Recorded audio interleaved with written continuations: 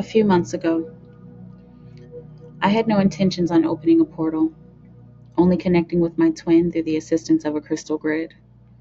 But then the energy became heavy, and the next day, an unidentifiable caterpillar appeared in my home. I accidentally left it open and didn't think anything of it. I didn't know what I was doing opening the portal, but a couple of weeks later, I got a big reminder that I had opened up a gateway to something I wasn't 100% sure about. The energy was heavy and different. It made me very uncomfortable. When I would back away from the energy, I felt a little more normal, but getting close to where the portal had opened made me feel like I was dealing with something very strange and otherworldly. So I looked up on the internet how to close a portal. Luckily, actually, by the grace of my ancestors and the collective spirit of the all that is, I had all the tools I needed in order to close the portal.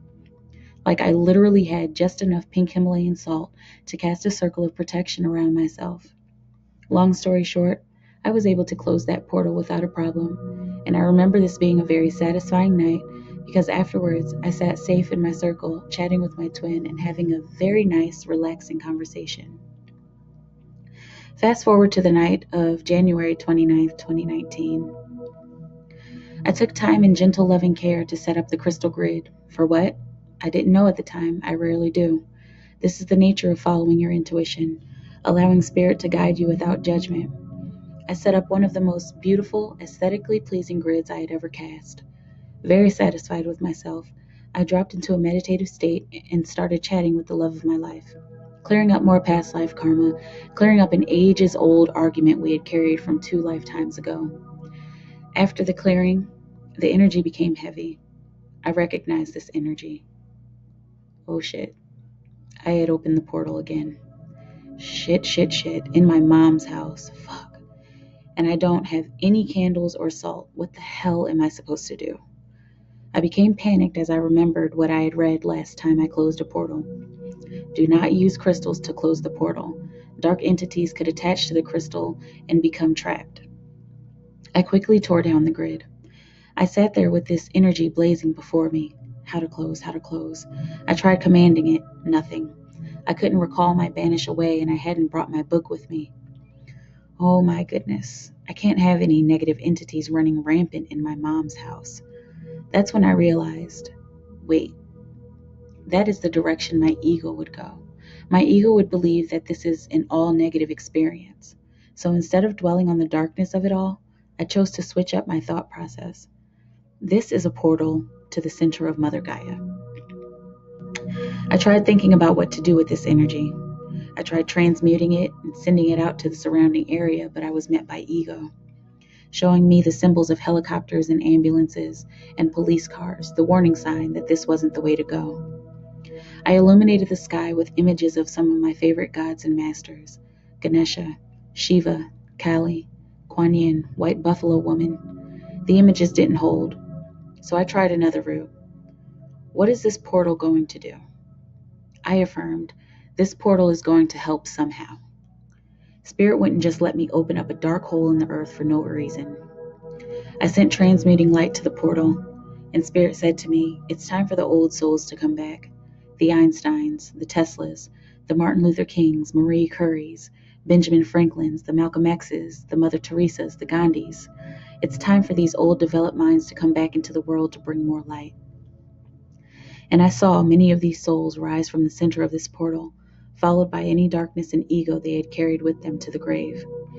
Spirit told me their darkness coming back was necessary for their soul growth, fulfillment, and completion of their oversoul contracts. These souls and their baggage were racing out of this portal at top speed, almost eager to get out of the ground and into newborn bodies, into fertile, newly inseminated wombs. It was a bit frightening to see the spirits of old egotistical thought forms rising from the earth before my eyes, but I must stress that it was quite an exhilarating experience. The moment I started to worry and regret opening the portal once again, thoughts creeping in that maybe I was letting a bunch of demonic energy run rampant on the face of this beautiful planet, something magical happened.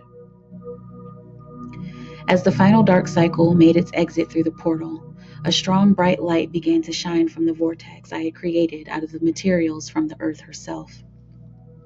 Some of the most beautiful singing I had ever heard filled my ears with glory and grace.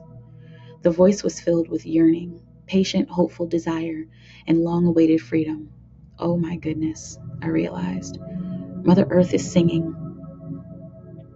The light was pure and golden, with wisps of rainbow fractals. I knew I had to do something else, because the light was just sitting there glowing without any direction. So as I've done many times before with my own reserves of energy and love, I gathered the light and grounded it into the foundation of my mother's home, sent ripples out to the street, to the south side of our city, stretched it to the north side of our city, expanded the light to the county, the state, the country, the continent, the northern hemisphere, covered the southern hemisphere, then like a bullet of liquid light, I shot the fifth dimensional energy of our mother planet straight through her body, where it took on a life of its own and immediately began doing its work of stepping fully into 5D, of fully embodying the throne of her high heart chakra. The singing continued. There was so much need in the song, and I realized my work wasn't yet done. I started with red and expanded the color throughout the planet, and did the same with orange, yellow, green, blue, indigo, violet, magenta, bright pale pink, and finally bright white. She sang out a high final note of relief. Whoa. Wait, what did I just do? You freed me, said a voice. You just helped me give birth to my fifth dimensional body. Gaia was speaking to me, so clearly as if she were sitting right next to me having a chat. So many times people have opened up my portals, but either feared the dark step of the process or got so caught up in it and allowed that darkness to stew and spew and sit and become stagnant and dank, causing my body to have these dark spots of unfinished business upon my surface. No one has completed the process until now, and I thank you. Thank you, thank you, thank you for completing this sacred process. You see, I knew I couldn't do it alone. I knew I needed help from the living sentient cells upon my body, also known as humanity. But I couldn't help to get anyone to follow through with the whole process. But now that it is done, I can continue my growth. You see, I have goals, big goals, and dreams and aspirations. I yearn and long to be a star. This is why many times I have told some to call me Earth Star. But as any cycle goes, one has to go through every single step of the process. Now I can move to become blue. Yes, I will be covered in water at some point.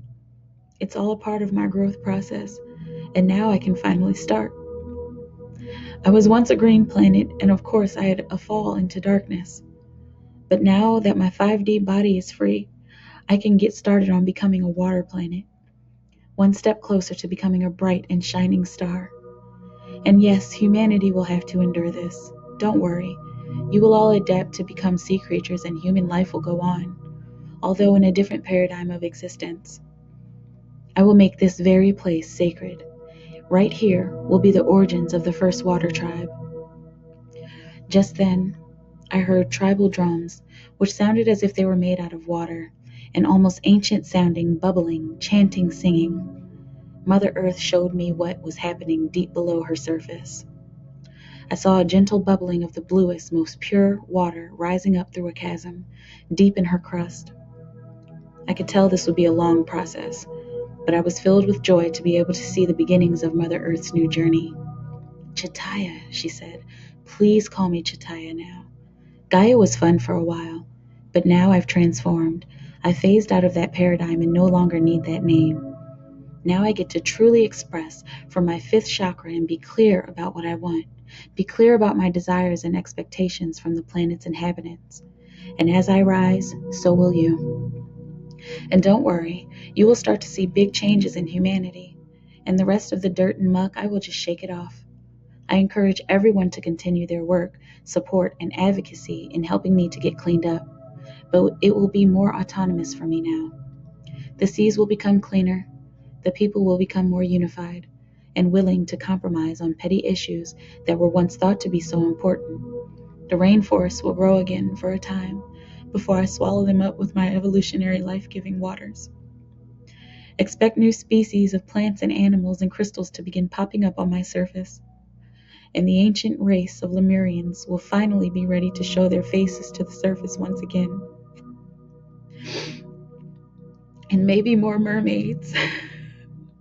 Experimenting with mermaids was lots of fun. Mikaela, you are the 100th monkey. And at that moment, I became extremely bashful and self-conscious, but she continued.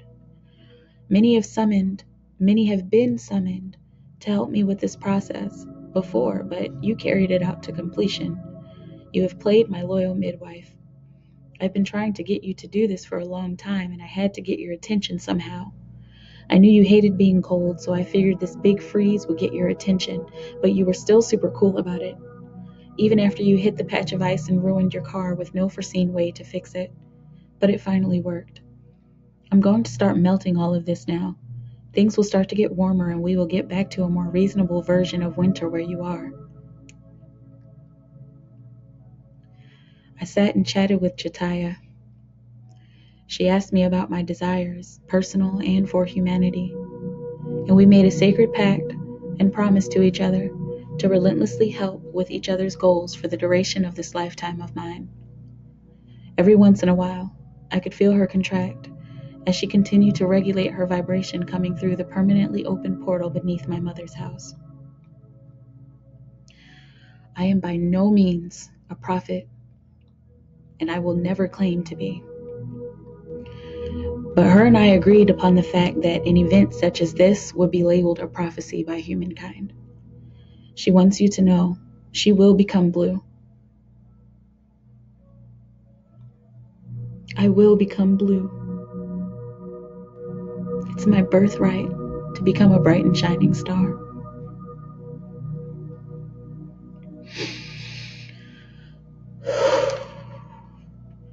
Two days after this portal event, I stumbled upon an article saying that there was a large hole in the Antarctic glacier that should have been holding 14 billion tons of ice, and that it had seemingly melted over the last 3 years. The work has already begun, and it's nowhere near done.